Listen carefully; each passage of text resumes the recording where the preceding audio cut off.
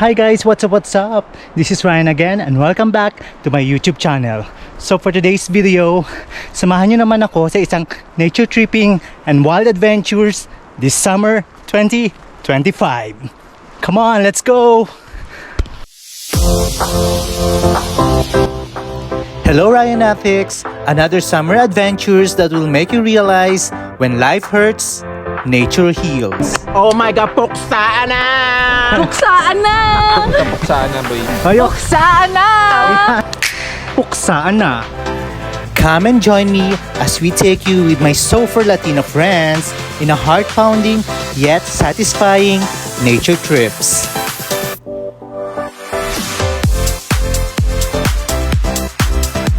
On day 1, we had an accommodation via Airbnb at Deadman's Flat, located in Canmore, Alberta, Canada. Sobrang aesthetic ng facade with a mountain view and with also swimming pool and gym.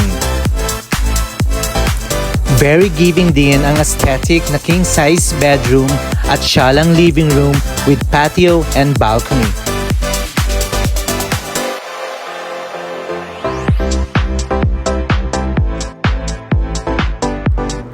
Ang first stop adventure, Kirk's Alpaca Farm. Before we proceed, we were oriented on how to handle alpaca with care. Buti pa yung alpaca no hinahandle with care. Sana yung relationship din natin. Uy! Aray ko! At nag-umpisa na nga kaming pumasok sa farm ng mga alpaca. They are so adorable and so fur patay gutom. Why my God, kapakain na tayo. Ba't ka Uy, video niyo naman ako. Hello. Ay. Kainin mo na. Kadiri. Naka-video ka. Subukan mo. Subukan mo, naka-video kayo. Kala nyo ha? Oh, isa ka pa. Subukan mo. Sige, subukan mo habulin. Ay, charot. Oh, sige. Sunod ka. Kala mo, kain ka na naman. Patay gutom ka talaga. Sige. Ano? Ikaw din? Bawal ba?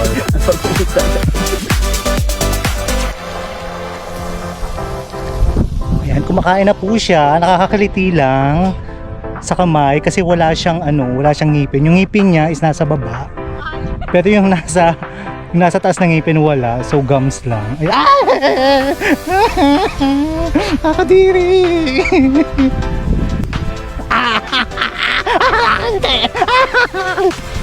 Oh my God. Good boy. Tignan nyo kung paano sila lumapit sa amin. Kasi akala nila may food kaming dala para sa kanila. We were told na i-open lang namin ang aming mga kamay para naman malaman nilang wala kaming hawak na food at tantanan na nila kami, utang na loob naman.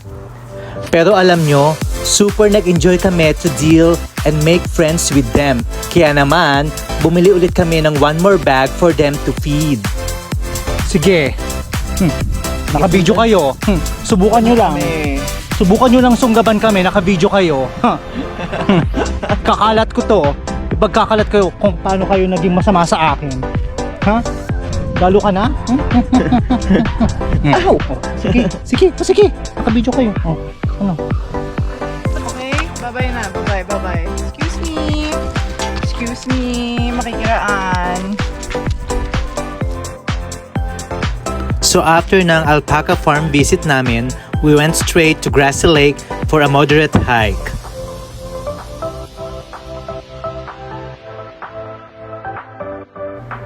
Grassy Lake is one of the most popular lakes in Canada. It could take at least 1 hour or 2 hours for 4-kilometer hike. Currently, we are hiking the Grassy Lake Trail.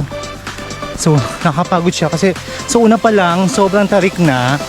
Hindi man lang kami in-advise na ganun siya kataas.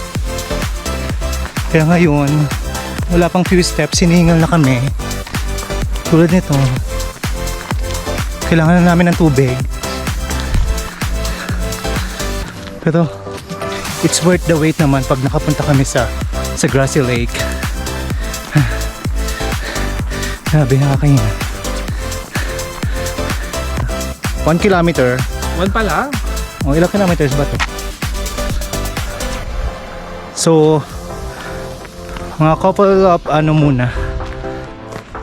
Few more kilometers bago natin marating ang ating patutunguhan. And after long hours of walk, dry throat, tired feet, at walang humpay na hingal, we have reached the ever-stunning Grassy Lake. Pwede kang manalamin sa linaw ng tubig. Salamin-salamin, sabihin sa akin kung sino ang tunay na undin. Salamin-salamin, dinggin ang aking awitin, liwanag sa dilim. Or ayaw niya mag-breakfast tomorrow? Sila, gusto nila yun. Sinungaling. Longganisa, no? Sinungaling With ka. egg. Bakla ka. Dala ka na.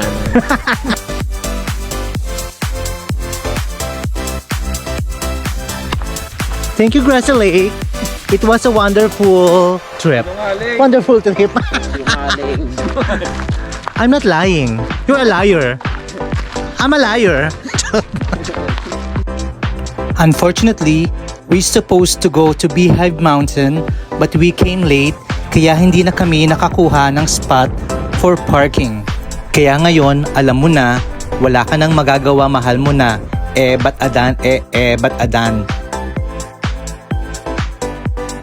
At dahil nga wala na kami magagawa, we decided to go for a waterfalls hiking ng malala. We started to prepare by wearing our hiking shoes dahil it's gonna be an uphill battle. Dahil naniniwala ako na kailangan mong mapagod bago ka makarating at makainom ng water. As in, literal na tubig.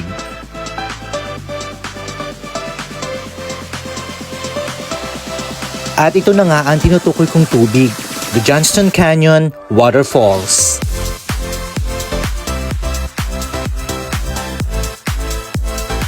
Let's go! Johnson Canyon! Here we go!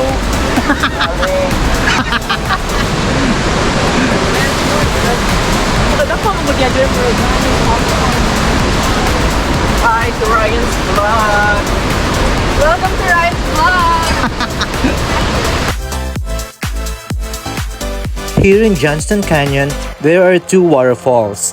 First, the lower waterfalls. Second, and the higher waterfalls. After so many years staying here for a long time, this is my first time to come and visit these waterfalls. Hindi ko alam kung bakit, but there's always a first time, and if it's meant for you, it will take you.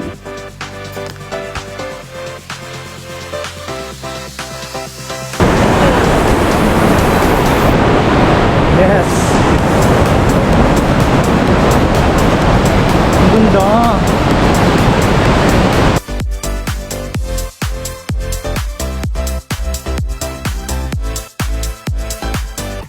So nandito kami sa Johnston Canyon Waterfalls. Ayan, pipila na kami dahil magpapapicture kami. And now, we have reached the lower waterfalls.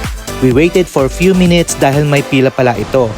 And we will be going through the tunnel to witness a closer look ng waterfalls. Please come and join me with my friends. Yan na, ramdam ko na yung mist ng waterfalls.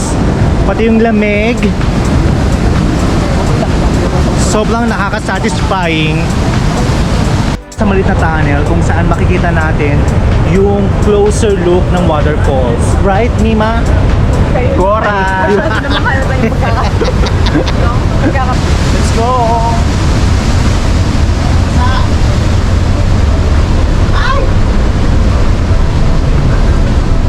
Oh my God!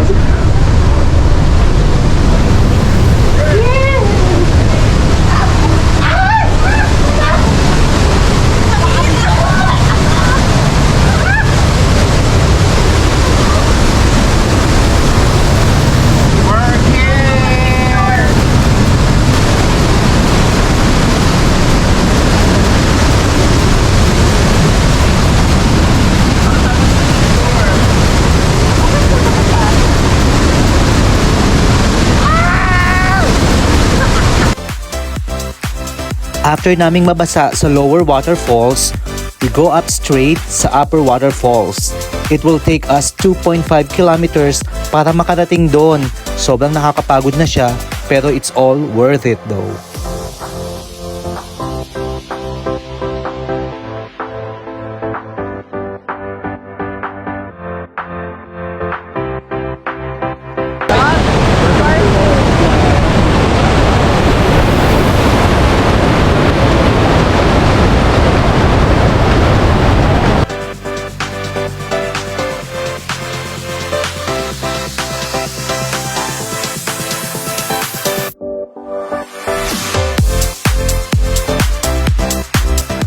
The adventure doesn't stop here yet. Sa taas ng upper waterfalls, you will witness a small circular lakes with a beautiful mountain view that is called Ink Pots. We hung out there for a little while and had some snacks to experience what God's creations has to offer. Sariwang hangin, mataas na bundok, malamig na tubig, punong kay taas, at ngiting walang kupas. You can count all of these things when life hurts you. And that's how we call it a day.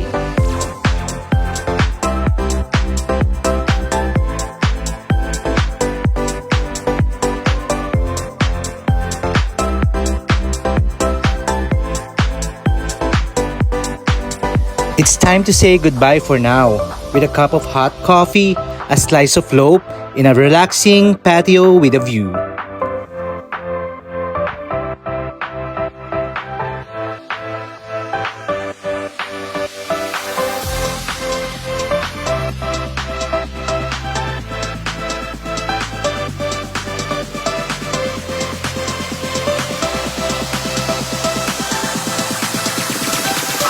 We're going home.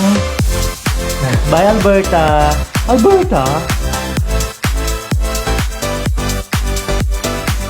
Thank you for watching Ryanatics. Until to our next adventure. Bye!